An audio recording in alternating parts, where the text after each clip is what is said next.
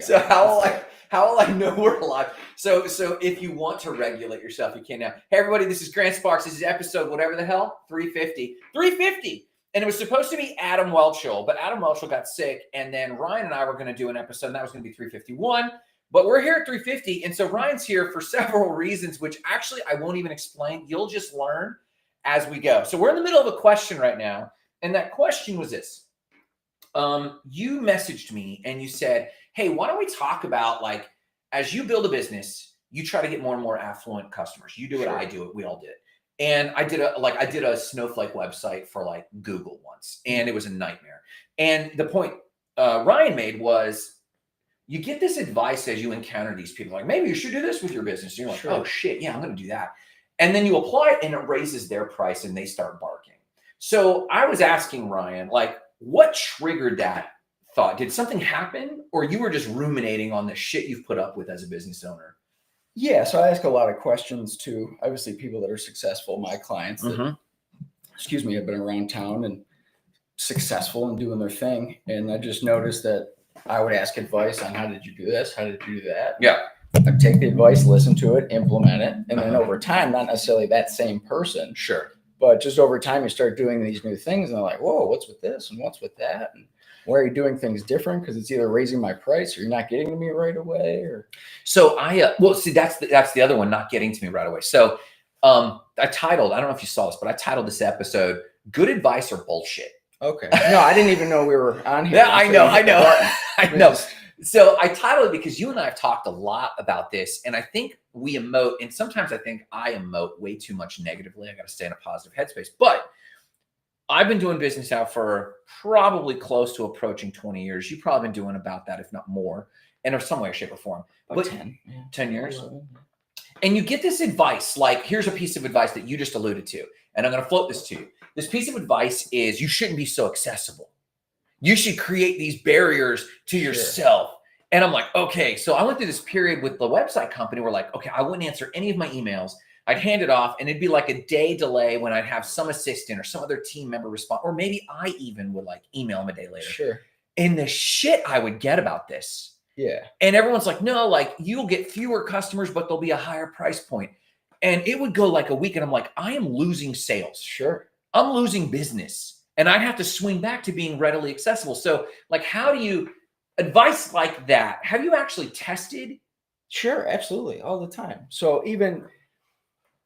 So I say we have off hours and business hours and on hours. I mean, you know as well as I remember when you made this change. Entrepreneurship, right? Yeah. We answer the phone all the time. We're never closed, right? All the time. So you have to pick and choose. So you have, again, back to the clients and coming in, you really need to take some time off. Like after 5, just do your thing, be with your family. Yeah. And then those very people will call you at 9:30 at night. Yes. With no urgency or needing anything right away. Yeah. They just had you in their mind. Yes. But stop and think what time it is. You know, you have a family too. You don't want to be bothered with your job. Yep. At 9 o'clock at home. Yeah. Nor do I. Now I'll take the call. Yeah. Because I want to appease my client. But like sometimes let's look at the clock. It's Sunday at 7 a.m. Let's, wait for that call. I'm awake. But that doesn't necessarily mean I want to get right into it. And I don't want to sound like I'm not grateful for the business and my clients. I very much am. But they're assholes. 99.2% of my clients are amazing. Yes. But I mean, I don't need to love you to do work with you. Yeah. So what's the most annoying piece of advice you've gotten that you applied that you thought, okay, that sounds good, and I'm getting this from some affluent or successful person, but it blew up in your face and you're like, that does not work for me or my clients?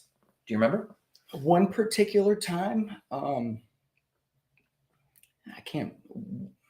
You don't have to out it. One specifically, no. Okay. No, not at all. Just, that same guy who says, take the weekends off, don't answer the phone, put it away, is the guy that will call you on Saturday night, Christmas Eve about something he wants done in June. Oh, yeah. You're like, hey, man, just, let's wait till tomorrow. Let's give it a minute. And I don't know how to solve this shit. There really isn't, because I like it. I'll call you back. Yeah. And I know you're there. Like, hey, give me a minute. But the call me back to back to back. I'm clearly doing something. Yeah. I'll call you back. If it's been days or, an obscene amount of time, then you have the right to keep calling. But there's a parallel to this that I've been thinking about, actually. I was talking to someone at the gym this morning, actually, and this dude's a teacher. And this teacher starts talking about side businesses he and his wife have. And it's actually they're well to do. He's a low key millionaire. Sure. And I didn't know this. And we got to talking, and he said, he said this. He said, everyone talks about diversifying your money. You've heard this, I've heard it. Diversify. Sure. He said, that's bullshit. You do not divert. He said, it wasn't until we hit, and I'll say the number who's watching. We got only 3 people watching right now. He said, it wasn't until we hit $10 million that we started diversifying. Sure. He said, because before then, to get momentum, you need to niche. Mm-hmm. And so they niched on this one business, and it wasn't until they hit like 5 million in cash in the bank, not revenue, cash in the bank, that they even looked diversifying. And diversifying wasn't like, now let's spread our money out. They just picked another niche that they understood and went deep with that. Right. And so things like these types of advice that's like in the one example we're giving is like compartmentalize your time, spend time with your family. I'm wondering, at what point in the business juncture is this actually supposed to occur? And does it mean that the business, like let's say you create distance, you don't answer that call, you don't call back on a Sunday morning because you got to protect your family. What the advice givers never say, what they should is, oh, no, you still need an employee responding. Sure. But they make it sound like I still need my answer. Yeah. Just don't let it be you. Yeah. Somebody better answer my call. Exactly. And I understand that. And that's internal. We need to fix that. So someone is always answering. So it's whether your fancy AI that you want to implement and robots answering my phone, which I don't love. No. Yeah, we're a little opposite there as far as AI and things go, because if I don't understand it, it doesn't make sense at all. Yeah. So, but it's one of those things that we do need to feed the need of always answering the phone, being there. But at the same time, we have to understand there's off hours and things of that nature. And I'm guilty of it all the time. It'll be 9:30 at night. And my lawn is kind of long. And I'm like, I can't call the lawn guy at 9:30 at night. That's crazy. So I wait till 7 a.m. and then call him. Because he's definitely, he's definitely. Exactly. Well, and you know what? People don't realize this was the purpose of email. Right. When email was first invented, it was like, okay, it's asynchronous. I can get it off my mind. I can communicate. It can land in an inbox. But we treat email like we treat texts. It's like, I don't know if you do this, but I do. It's just the same. Like, do you check your email through the day when you're doing every 8 minutes? I have to. Yeah. Why? What? That was very specific. 8 minutes. Is that like actually your number? Oh, I just like that number right now. Okay. Maybe 13. Man, well, I check it pretty. So I block time too. I don't mean to interrupt. No, go. So with that, like this week, what I was telling you earlier with, projects going sideways and taking double the time that we thought, it's just about blocking that time. Right. Okay. So once I leave here, it's from, let's call it 11 to 3. Yeah. I won't do any answering the phones, emails, or anything like that because I know I'm behind. So I have to block this time. So anybody that calls me in between from now to 2 o'clock this afternoon isn't going to get a response. And that's mainly because we're shorthanded all the time. Yeah. And we understand that the job we're working on now needs to be done. Yeah. They've already committed, they're here, they expect it done at a certain time. Yeah. So I need to focus on that client, not so much everything else, the emails and going around. This needs to be done for client X before anything else gets done because we're behind. So I found most of the time if I'm behind and still trying to feed the emails, feed the phone calls, yield people walking into the shop, I get even further behind. So it's just eliminate everything, put the headphones on, no answering, and go. What's the light at the end of the tunnel for you? Like I've known you long enough. I've known Ryan long enough.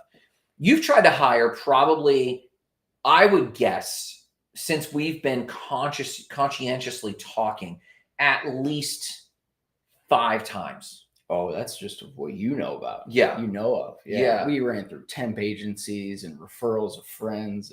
And that's for the primary company. And you've got a bunch of other stuff going on right now. Sure. And so background, and we can talk about whatever you want to and not talk about the stuff you don't want to talk about. But you've branched into storage unit for golf carts. Certain things. Everything is a very surface level right now. It's more ideas than anything, but they're slowly coming together. Yeah. So so usually people don't do that until they have employees in place. So for the detailing company, it sounds like you're still in the trenches, right? Oh, of course. Absolutely. Do you have other detailing employees? Yes. Okay. Not on payroll. Okay. So I like to hire subcontractors, if you will, other detailers in the neighborhood. I share a shop with a detailer. Yep. Not competitors. We actually do better off together than we do separate. So we utilize other people that want to do this. Yeah. So with detailing and the results we try to put out, it can't just be a job. You have to like this. You will see it. Yeah. So we have a new guy in the shop right now, actually. You can tell he wants to do this job. Really? He likes detailing. He wants to be there. Have you felt this way about any of the previous employees? Yeah, I have this weird thing. I call it the honeymoon phase with me. Everybody I interview and talk to, I think they're going to be best and they're going to stay with me 30 years and they're going to be amazing and I'll help them retire and put their kids through college and all that good stuff. And I truly want that. Yeah. But I ask a lot of my team. I will tell you straight up, I want you on the ball all the time. Yeah. Now, don't get me wrong. There's time to take breaks, answer phones, relax. Yeah. But we just found that we like the money and the Instagram photos and hey, look what I did. But they don't love the 11 hours prior to that of sweating and bleeding and getting dirty and laying on the ground and bumping into things. So I found that I still love detailing. It'll never change. I'm getting more picky and choosy with my clients just because the last decade of I've said yes to everything and anything with my clients. So now I'm in the position to where I can be a little bit more picky and choosy with who I say yes to and what I say yes to. Yeah. So with finding that I can't just run out and hire a team of detailers that are going to do a sufficient job. Yeah. I need to, I can do this. What else can I do that doesn't involve my hands, my legs, my feet? I can just use my mind. So with golf carts, RVs, static units, I don't have to do anything for an RV to sit on my property. Yeah. This is mailbox money, if you'd say. So I can still detail and serve that need and love it and make the money, but I don't need employees because I can just do what I can fit in my schedule in a normal day and take these other ventures of like fun ventures to where they're not paying my bills. It's just seeing if I can do it. Yeah. So that's the whole thing of finding the lanes I want to take that aren't going to cost a bunch of money, that I can already use the 10 years of detailing and all of those plug and play with everybody. Yeah. Okay, this guy's a business here. He has property here, but I know this guy with the golf carts and he's a tech. So it's just who do I know and how can I use all these people to put the puzzle together? Well, and you answered my next question because I was going to say, like, how many years of detailing did it take for you to start to see real opportunity? I mean, we think as entrepreneurs, like everything's an opportunity. But like these real opportunities, the mailbox money, and you mentioned it takes about 10 years just to. Well, sure, because I don't have any of those connections 10 years ago. So to put it in perspective, what nobody sees, I'm busy all day, every day, 14, 16-hour days. Man, you must be killing it. You're raking in the money. We talked about this other day. We're doing okay. I mean, I'm not raking money. I don't have any rakes. We do well enough to stay doing it. Yeah. Right? I don't want to do anything else. We don't need to do anything else. But it's just fun to take different lanes. So I'll always detail. Yeah. I could be a billionaire. I'll still clean planes and cars and boats. Well, and for those watching this later, the journey has been, and correct me where I'm wrong, you started detailing like anyone else details. And then you started taking, I think to my memory, you started doing like larger vehicles, SUVs, like nicer high-end, the stay-at-home mom who's driving around the kid mobiles because they tended to pay more and come to you. And then you branched and started, I don't even know how, into RVs. And then you're like, wait, for the same hours, I'm just staying put. And then that was a leverage play. So you're almost right. Yeah. So cars really weren't my thing. I'm not a car guy. Yeah. So when I moved to Florida, it was 2014. Yeah. Just moved down alone, didn't know anybody. Right. Yeah. Rented a house with little money I had. Sitting at a restaurant, talked to a guy, ended up getting a job detailing. Okay. It was mainly RVs and bigger boats. Oh, it started with RVs. It started, yeah. That's how I got that's where the big units came from. Okay. So I didn't know detailing was even really a thing. So I'm from Buffalo. It gets cold. There's car washes, Delta Sonic franchises, easy. It gets snow, so snow brushes. So what I do here isn't huge up there, but nevertheless. So I moved down here, found this guy, worked in Orlando for about 6 months, just kind of watching, didn't know anything about it. Loved keeping my car clean and my vehicles, whatever I had prior to this world in Florida. Worked for him for about 6 months and just watched. And I was like, okay, he's making this and doing this with this guy. Okay, I can do this. Yeah. So 6 months later, 8 months later, I was like, hey, I'm going to go on my own. Left, no clients, no phone number, no material product, zero. I'm just going to do it on my own. Fast forward to now to answer your question that you asked earlier. It took me, it's year 11, so 7 years, 8 years to develop like, I know these guys well enough to ask this question and be it's building trust. Yeah. So anything and everything to start, everybody's a stranger. Yeah. So it's just accumulating the trust with you. I mean, I met you pretty quick into starting business. Yeah. Through another gentleman. Yeah. The first time we met was like a Chipotle or something. We met at a Chipotle. There was a middleman between you and I. I'm trying to recall who that was. Marketing. I know his name. I'm not going to use it here, but I know who it is. Okay. I'll ask later. We don't speak anymore, but that's there's no animosity. Yeah, but it just I found you and didn't need him anymore. Yeah. It was, he replaced himself. Yeah. And then we just took off, and basically you were a huge spark. No pun intended. But yeah, you were really my only, as far as entrepreneur that I could talk to or ask questions, and you'd be honest with me. Oh yeah. Hey, it sucks. This. Yeah. Can you do it? You think you can do it? Yeah. You're just giving me little tips and tricks, and take that and go from there. But 7, 8, 9 years to really be confident and say, hey, client X, would you be interested in doing this, this, and this? Now that comes from me every time they called, answering the phone Christmas Eve, Saturday, Sunday, all the time, saying yes. Yeah. It didn't just come from I'm picking and choosing 8 years ago. Yeah. I'm just getting to where it is now because I said yes for everything. So it's about firing the clientele, not so much them firing me. Yeah. About the time, because of the hiring issue, right? So I can't find good technicians to go out and do a decent job, trust they're going to do it. One, the client expects to see me at this point. Yeah. So anybody but me, they were already concerned. And that's tough. So someone who's done that transition well, in my opinion, is my old partner, Adam. He owned and we co-founded Spark Bookkeeping. Immediately, he took that thing and ran with it. I didn't contribute at all to that. He did really well. And he just did a LinkedIn post, I think, somewhere. You can find him, Adam Sells Biz or whatever it is. And he went through this journey of extracting his face from the entire business process. And he said it was painful and awkward, but he did it. And I wanted to have him on a show because I want to grill him. Like, what is the no bullshit?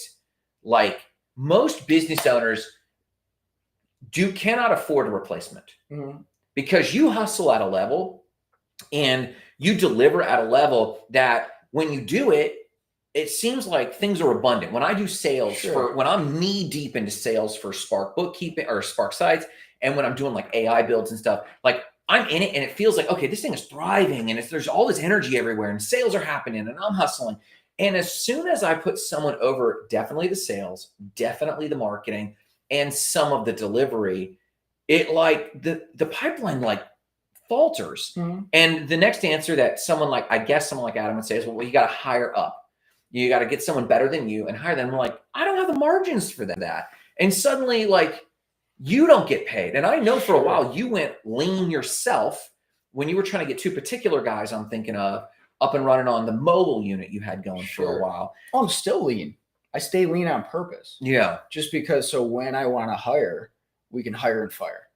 I'm not worried about their pay. Is this guy going to make me money so I can pay him? So I'm just building that up. And again, with the other ventures out of detailing. So am I going to grind my gears trying to find employees? If these other things that don't involve my labor take off, I'll just keep detailing on my own, keep the clients I want, eliminate the rest, and almost work a 9 to 5 within my own ecosystem. Now, as an entrepreneur, why would you do that? But yeah, because other entrepreneurs, it's like they are pre-programmed to be avoidant of the actual work, especially in a service-based business. Like, and if they aren't, they're trying to cut their way in the tech business, which is like dynamically different. So do you think that, I've always thought of you as having an edge because you're hardworking, you have OG, old school work ethic, right? That is hard to extract out of people. Sure. It feels like everyone hasn't made it unless they're not working and getting paid. It's just weird. Right. But a lot of us that I know, like, we work our asses off, but it sometimes feels like that's a double-edged sword. Oh, for sure. That I could outwork them. Fuck, like I can't. Shit. Okay, I guess I'll do it. Why? Because I can do it at a margin. Yeah. Because I hustle. Right. And so how do you try to overcome that in the hiring? Should you just not care? Just accept that people are going to work 50% as hard as you, or what? So that's the thing with the hustle. Like, the hustle isn't what makes the money, right? Yeah. I'll out hustle anybody in my field as far as the hours and working and focusing on what you're doing. And there's no question. I mean, I'll go for days if you want to go for days. Yeah. You won't beat me as far as the hustle, just because I will not stop before you do. It's just, I will wait till you quit, then I'll stop. It's just how I'm built. No matter what we're doing, even if I'm miserable and hate it and this is the dumbest thing ever, I'm just going to keep going to say that I went longer than you did. Yeah. Even though I want to stop and be like, I'm done, I'll never be the first guy to say it. Yeah. Now that's also a curse because working the 15, 16, whatever hour days doesn't necessarily mean you're making money. Yeah. It doesn't mean you're profitable. So if hustling equaled money, you and I would be on our 140-meter yacht. Yeah. Right. Yeah. So that's the difference. To use the brain, and it was always from 18 to roofing to just a few years ago. If I hustle harder than everybody else, I'll make more money. Yeah. Not necessarily the case. Physically working and doing something is the hustle. It's not using your body. That's where I was kind of like, oh, well, I'm working longer than you. That's stupid. I'm losing. If I'm working longer than you, that's the loss. I might be making money, but look at it this way. If you make $100 in 5 hours and I make $130 in 9 hours, who's winning? Right. So that's what it really comes down to. I'm getting off track a little bit. No, I'm following. But in the tough part about that as hands-on entrepreneurs, and I think I know at this point, I'm convicted at this point, it's a curse. And I think it's similar to this I think there's a parallel similar to the diversification parallel, in that, well, there's a certain time to have focused money and there's a certain time to diversify. I think it's the same in our businesses. There's a certain time, and it is an advantage to be a hands-on entrepreneur because no one can do it like I do it. And you're right, like hourly, who's better off? It's like, well, I don't know, but like I'm guaranteeing that there's money in the bank when I do it. And so the guarantee of money is paradoxical to this idea of have we actually built businesses? And this is a question that, no, I haven't. And not in the detailing, you haven't either, because we have systems, we have an entity, we've got clients, but if I literally sleep in and get on my yacht, it doesn't happen. And so it isn't a business, and we'll just hire up. Go get on your yacht. Don't be a dick. What are we doing? Literally, just hire guys. And that's hire guys. Hire office staff. I take some time off. Well, I just saw Alex Hormozzi's post, and it was like, hey, listen, instead of hiring 3 B+ players, hire 1 A+ player and pay them 2/3 as much as da-da-da-da. And I'm like, I don't have the average margin on this entity to hire 1 joker, let alone 3 I just jokers. Did this the other day. So a young kid came in. I needed help on a job. A couple-day job. I was like, hey, I have X for you per day. Okay, cool. That's all right. I get a call back 20 minutes later, not even. Hey, man, I think I need X a day. Not only a couple of years experience, not his own business owner, anything like that. Younger, in his teens. Good kid, good worker, good hustle. I like him. I'll have him back. I was like, all right, that's a little steep for like your knowledge and some training still. So I'm like, let me think about it. I was like, yeah, you know what? Better yet, I'll have you back. You got it. Your number that you want. I'll take it for these 3. This is what you get at the end of the day. You work 8 to 10 hours a day. I'm not sure if you hustle, we'll give you more and see how it goes. And he hustled. He did his good job. And I told him, I was like, listen, you're asking for high money. You better produce. If you don't produce, I won't have you back. You wanted this. You think you're here. Do this amount of work, this level of this price point, and we'll see where we go.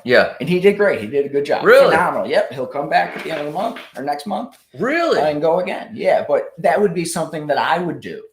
Exactly that. Well, I need more money for this. Now, he thought about it. He planned it out. Now, he should have done the math prior to saying yes first. The first call. But that's learning. Right? I do it all the time. We'll do it for this price. How old approximately is this dude? Less than 20. Okay. That's cool. Hustle. Chip on the shoulder. I like it. That's what you have. Why don't we see that more? Parents, let your kids get soft. Your kids are soft. Yell at them. Well, and I have a friend who just admitted, I won't give this away, but we were sitting at coffee the other day, and I was asking about the family, getting to know them, and they said their 2 kids, and their 2 kids were off at someone's house, and they said, my kids are assholes. I was like, come again? And they're like, I raised them soft. I gave them everything I didn't have. And I knew that. And then they're, 14, 15 boys. And they were like, I was like, why are you such an asshole? They're like, Mom, you kind of gave us everything. They know it. And I'm like, oh my God. Oh, we could get going there, but we don't have time for that. We don't have time for that. So talking about technology, AI, what's your beef? What's your beef? I don't know how to use the World Wide Web. My dial-up is terrible. My fax machine, it still makes these weird noises when I send. One, because I don't know how to use it, right? I never took the time from computer class to now. I didn't have a smartphone until, well, then girlfriend, now wife, got me one in 2013. Well, 2014. Sure. 2014. Okay. I had a flip phone, a little Nokia. Really? Yeah. I bet you were productive. I brought 3 Razor phones to Florida. Oh my God. So they were all like old and beat up because I didn't want a smartphone. So I would just go and buy them off of like eBay and Amazon. They're used. You put the little SIM card and dial the number. Yes. And that's all I would use. I only have social media and Instagram because of business.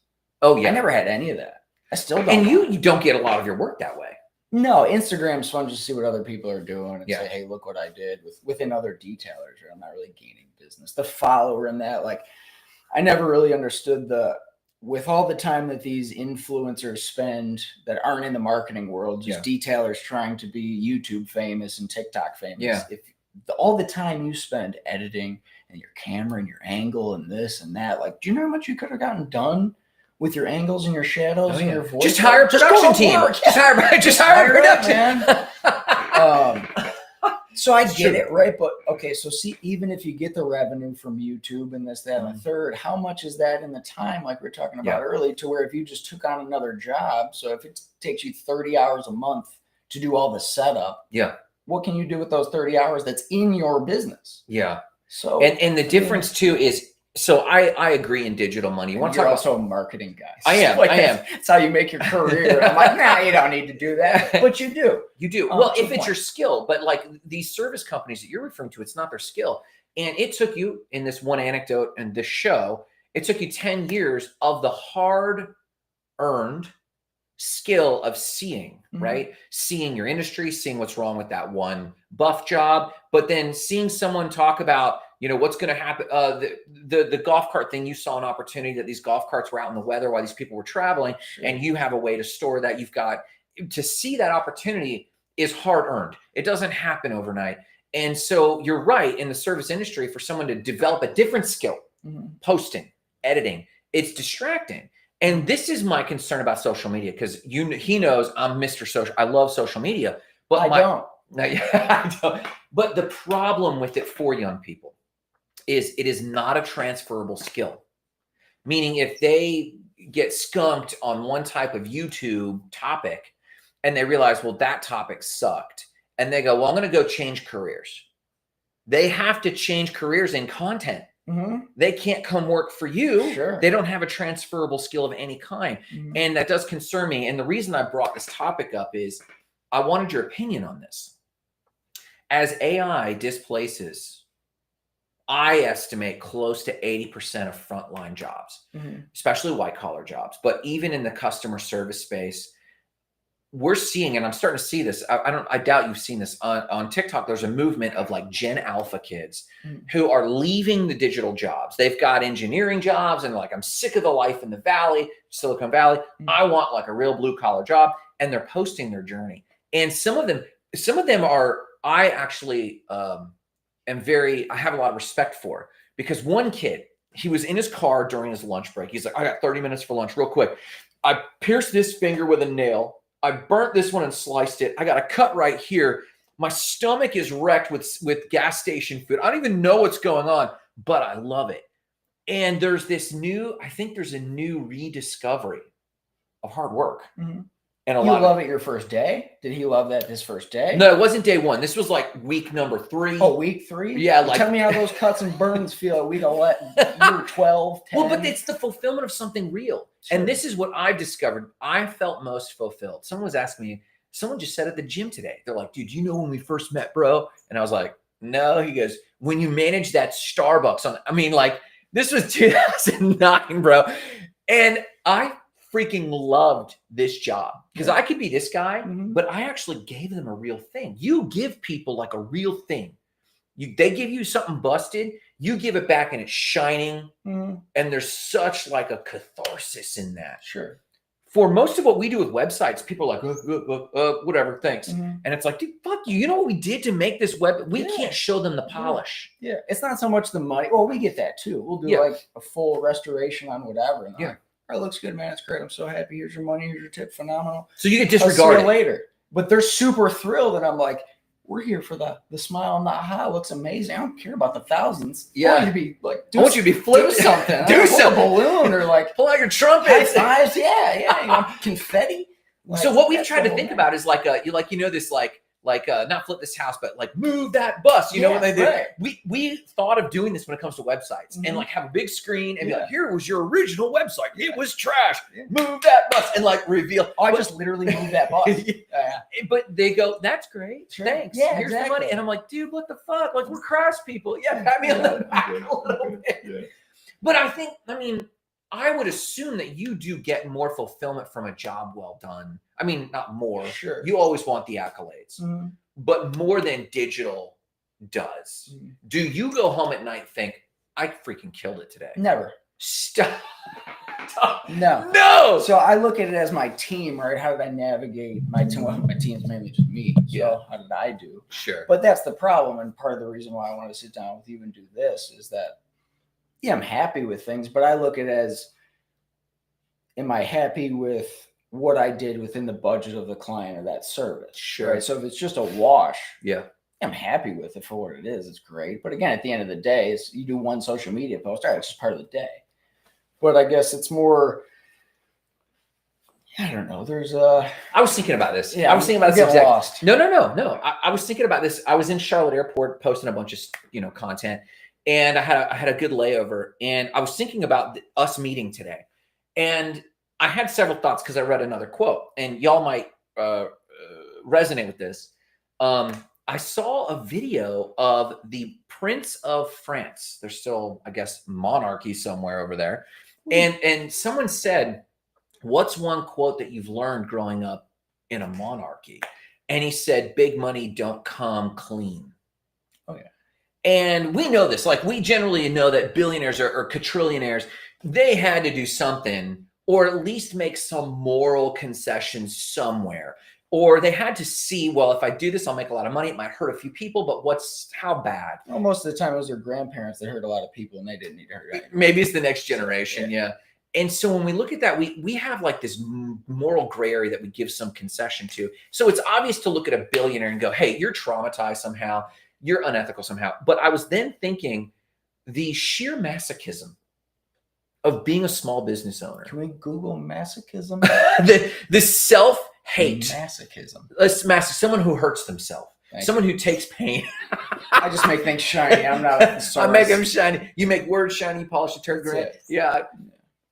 The sheer brutality of what an entrepreneur puts themselves through, especially in the early years. But you hear the stories all the time. They build a successful company. There's some exit, and it's not all of them. It's actually a small percentage that ever make it. Sure. And then they put themselves through it again.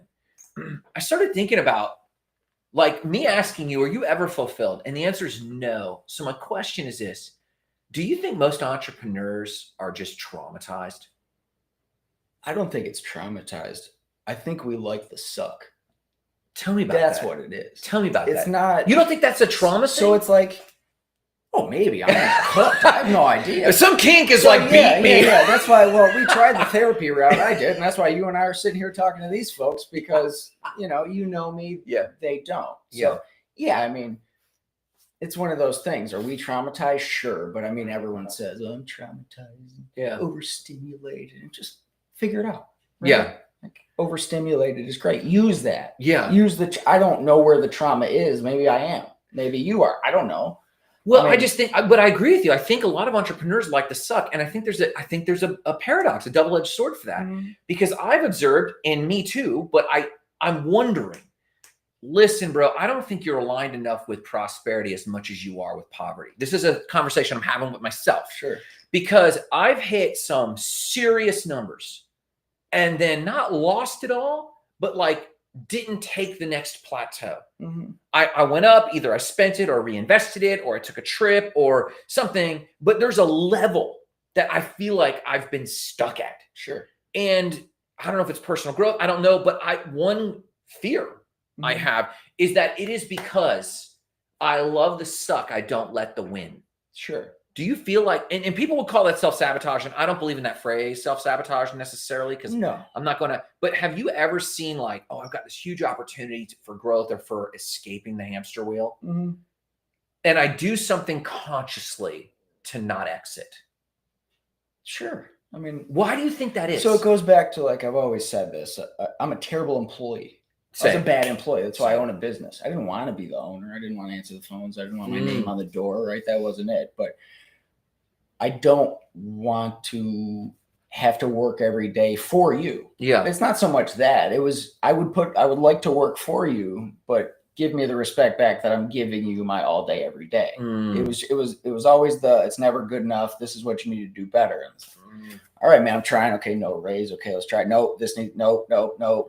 But so I was like, okay, I'd rather be broke and broken mentally and physically and make no money and fail all the time for the rest of my days and die poor than go work for somebody and make 6 figures a year. It's never going to happen. And that's what I'm wondering, because like I observe. I'll live in a tent before I work for anybody. I'm there. I'm so there. And if I do go work for somebody, and this may still happen in the future, you never know. Like we talked about before, being approached. Yeah. So we've been approached with money, jobs, new businesses. No. It's always no, because just the fact that you're bringing it to me, hey, do you want to do this? Means I'm onto something, right? We talked about that. Yeah. But the never being happy and the trauma, if you want to call it that, I think it's the adventure. I don't want to call it trauma. Okay. It's adventure, right? We're not afraid to fail and lose and lose and lose. I don't care.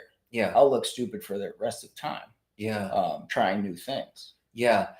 But the motivation, there has to be some motivation, and the motivation is just not to work for someone else or autonomy. And that's the crazy thing. We talk about financial freedom and then do whatever we want. Yeah. So the financials are great. I could have billions in the bank, but I still have to find a suck. I still need to find something that's hard to do. Yeah. I can't just sit. You'll go stagnant. Do you think do you think most men are wired that way, or just entrepreneurs of any stripe? Just any. Wow. So I feel like men feel like they need to do that more because your masculinity. And sure. I'm very much that way. Yeah, Your 50s dad, right? I go to work, you stay home, I do this. Dinner's ready, and dinner's always ready. Thank you. Thank you. Yeah. So it's just one of those things. I'm old school in that way. Yeah. That doesn't mean I'm not going to help at home or do this, but if this wasn't capitalism, do you think we'd still be that way? We'd still look for a suck? No. Like if we were we were tribal, we wouldn't still be finding the suck. I know, we're probably running the tribe, huh? Yeah.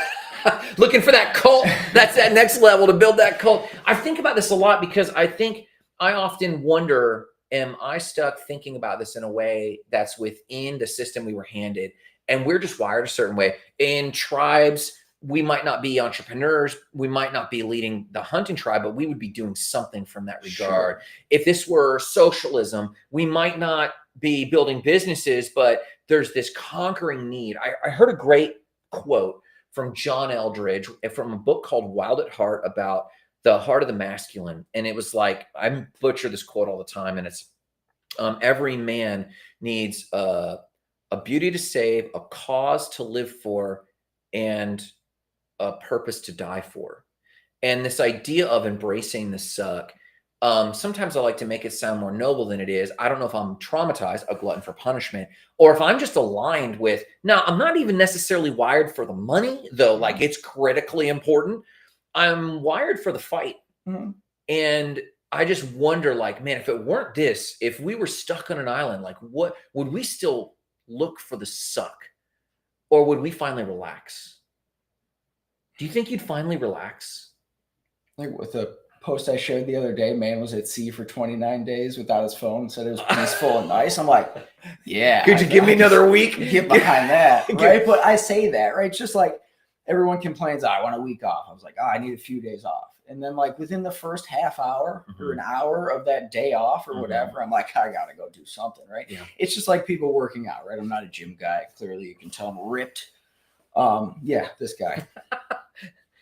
I'm not a gym guy. I don't do that. People say like, you probably feel off if you don't go to the gym, right? If it's out of your realm. Yeah. I'm like that way with work. I love work. I love what I do. I will do it every day in and out, no matter the money. So people don't seem to get that. It stinks for like free time and fun time and golf and family and kid time more than anything.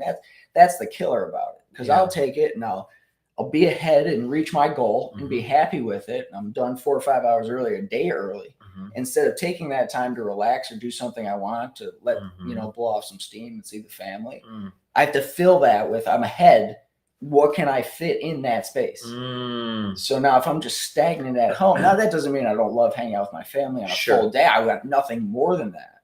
But again, with the trajectory and the things I'm trying to do as an entrepreneur and financial freedom, I'm not there yet. Yeah. So there's no reason I should be doing anything but getting to there. Yeah. But at the same time, you're compromising everything.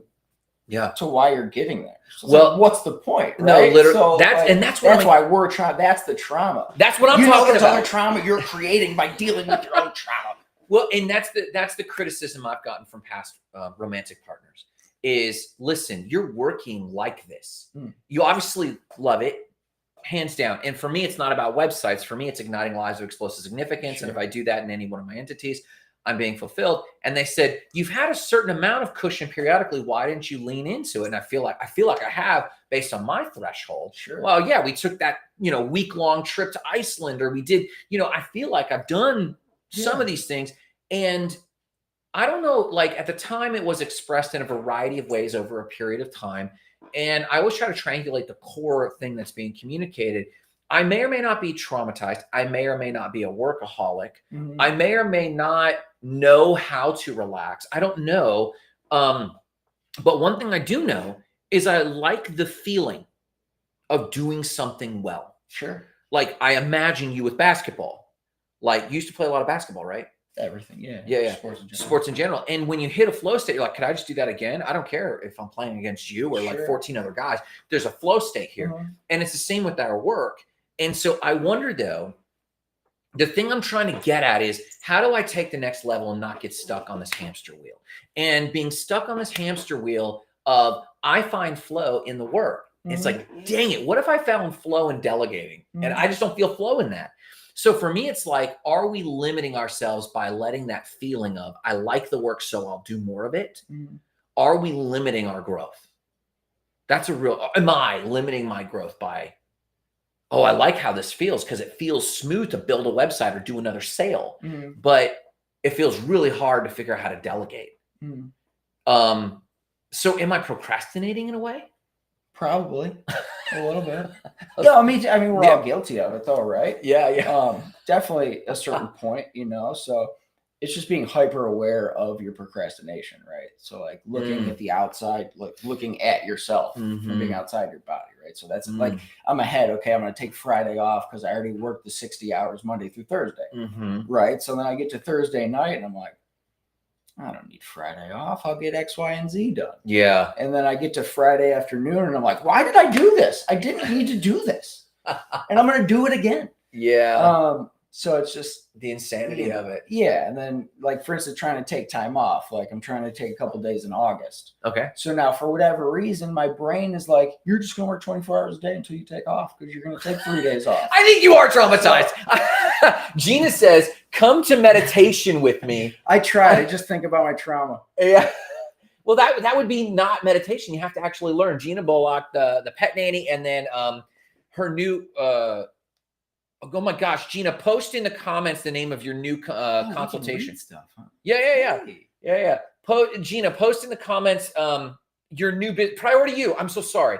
Priority You's her new consultation, counseling, coaching business to help people like us. And I do meditate, and I actually am fine with meditation, but half the time I wonder, for me, Gina, not critiquing meditation, I wonder if meditation is just me medicating to abuse myself more. What? It makes me stronger to just work longer hours. What? Your vice is meditating? It's one of them. I mean, I got some vices we could talk about. Well, that's what I'm saying. I got ice cream. I got other things, which are nice. I got meditation. I mean, I have the gym. The gym's advice for me. Sure.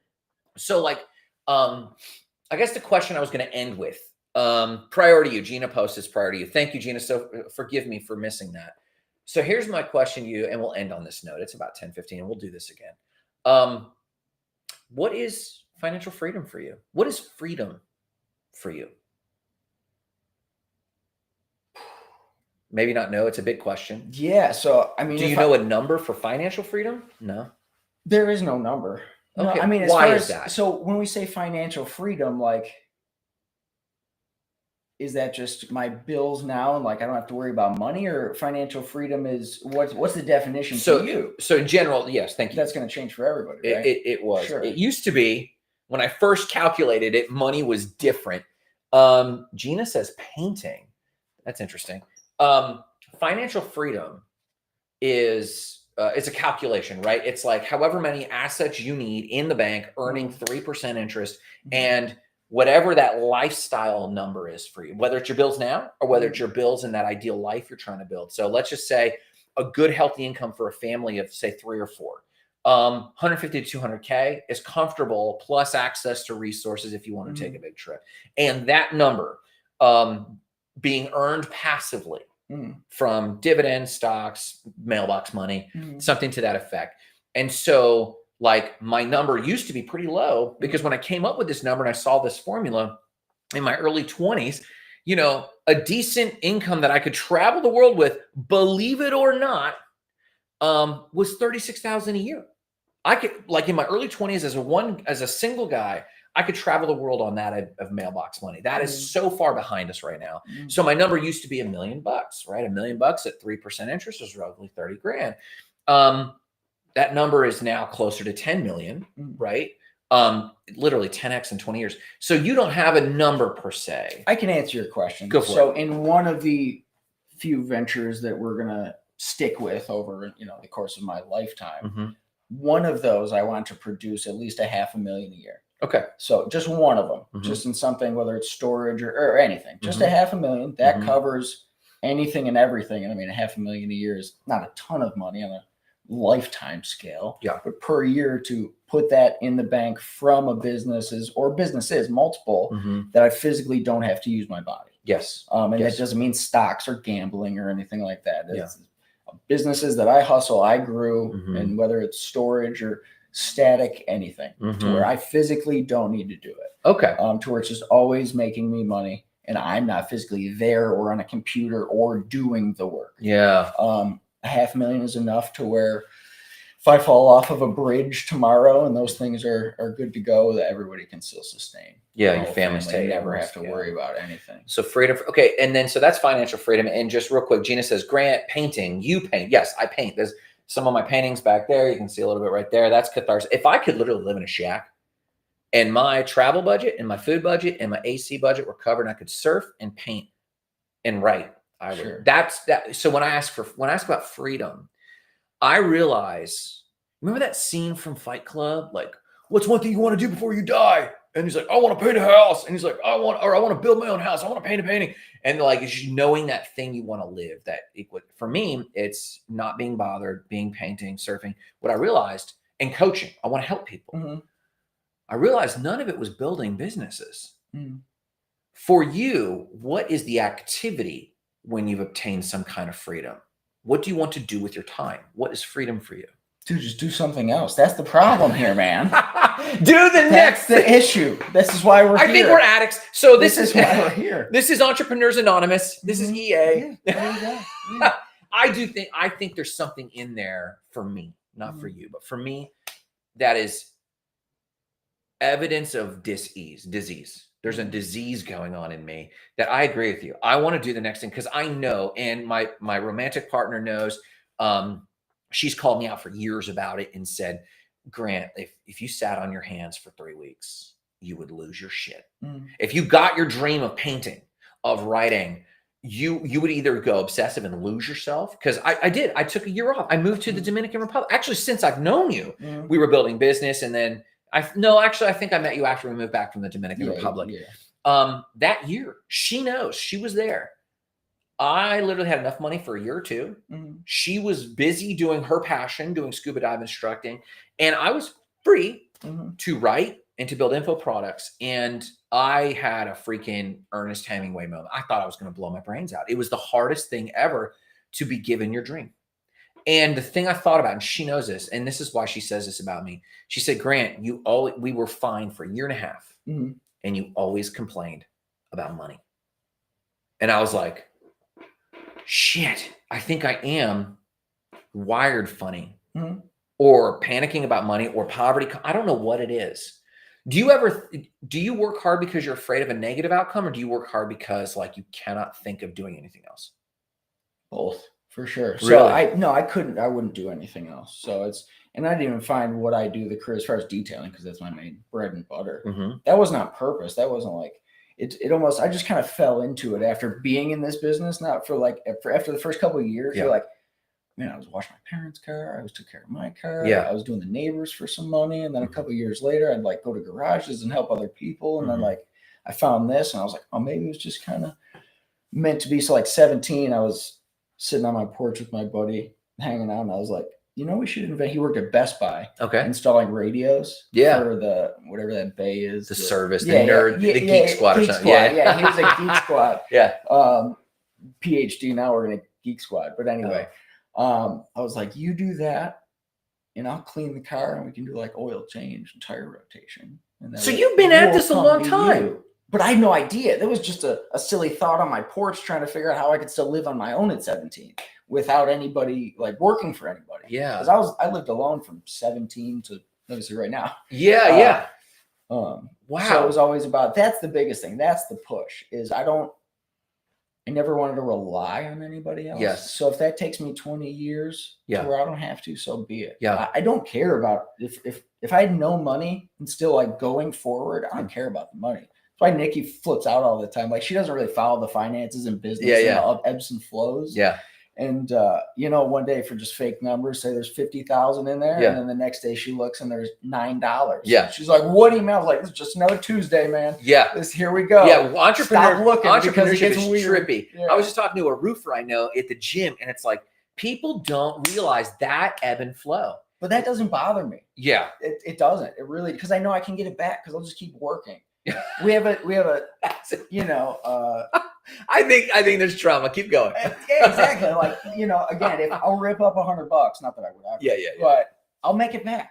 Yeah. It's whatever. And I know that's easy to say when you're a billionaire and you look at me and look at my finances and be like, dude, you can't work like that. But I also think there's an employee thing here.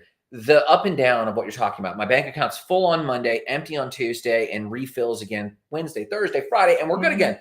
And the ups and downs, that needs to end. Like, it should end for good business people, but it doesn't stress me out. What does stress me out, and I do get stressed out when I see that, not because of the money and not because of its impact on me, because of its impact on the people who have believed in me, in my employees who have given their years. Amber's given 5 years of her life.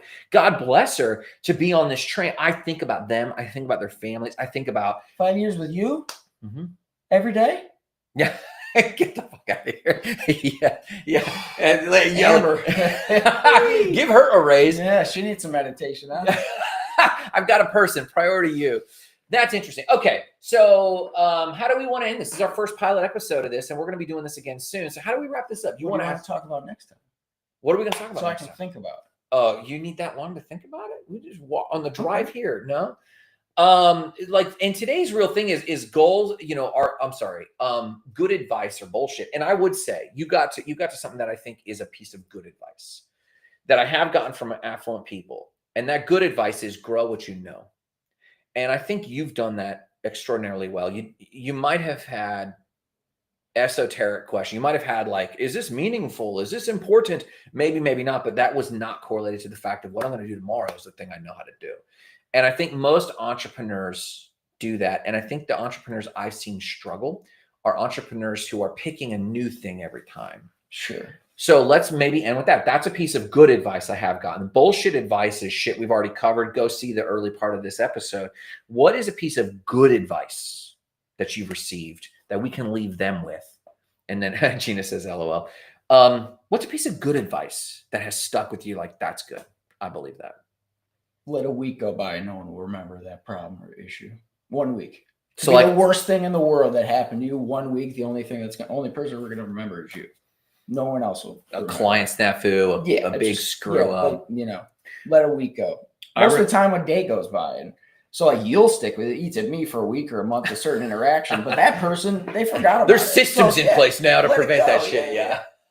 Give it a week. I believe that. I remember we had a client, and we'll end on this and we'll wrap up. I had a client who we had a $500 limit we were doing some web work, and anytime they asked us for something and we do it, they don't care what money attaches to what, but it was a $500 a month limit, and we never touched it. And I remember my team, we had struggled really big time on making payroll during the season of time I'm talking about. It was like 4 years ago. There was just this thing going on. Actually, more than that. It was more than that. And the team came back to me and said, Graham, I literally spent what amounts to about $1,200 in labor. And my money partners at the time were like, no, Grant, you cannot I'm used to letting that shit slide. Sure. They said, you cannot let it slide. You have to put it in front. Why? Because we spent the labor. We need to start gaining what we're worth. And my stomach was so in the floor when I called him. I said, hey, so-and-so, I got to tell you, and I got to own up to this. Listen, this is what happened. This is where we're at. And this is why it was worth it. Can I go ahead and process that payment? And I thought I was going to throw up. And he was like, I got it. Let me know ahead of time next time. And he hung up the phone. And that client has been our client now for like 13 years. And I sweat that so hard, and I sweat it for weeks after. So I agree with that. Like, most people are pretty resilient. They don't obsess about it. They just want the output. Yeah. It's, they just want the final outcome. I appreciate that. All right. Where can people find you? Do you care? Right here with you in here. Okay. This has been Ryan Christ and Grant Sparks, and we've been talking about good advice or bullshit. And do this for us. In the comments, if you're watching this anytime later, tell us some bullshit advice you've gotten that you put to the test, and tell us the story behind it. I want to hear it. But then also tell us good advice you've gotten. And until next time, remember why we do any of this. You remember that. You know why I say this. To eliminate our trauma. No? That's it. That's it. No. Gratitude. Some bullshit. Yeah. I say igniting lives of explosive significance, but the other side of that is to eliminate your trauma. If you need to, reach out to Gina Bullock. She does some of that stuff, or maybe visit us next time for whatever Ryan and I are talking about next time. Have a great one, everybody. Eliminate your trauma.